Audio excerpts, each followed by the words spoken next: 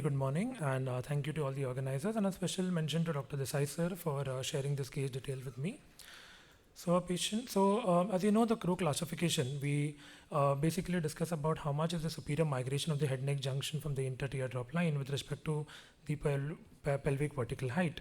And Crow has given us these 4 types of adult dysplastic hip from type 1, 2, 3, and 4. So our patient is a 32-year-old male, an old case of spastic CP with a right foot drop.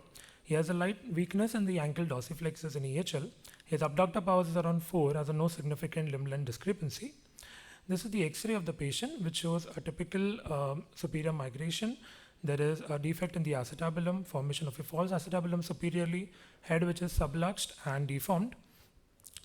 He is more symptomatic on the left side. This is the CT images, which also show similar features. So, in the words of Gusky, the hip pathology, the dysplastic hip is a pathology that we divulge and is not for the shallow surgeon. Let's hear from the debaters what it is. So, whether to accept a high hip center or a normal hip center in such kind of pathologies. Thank you.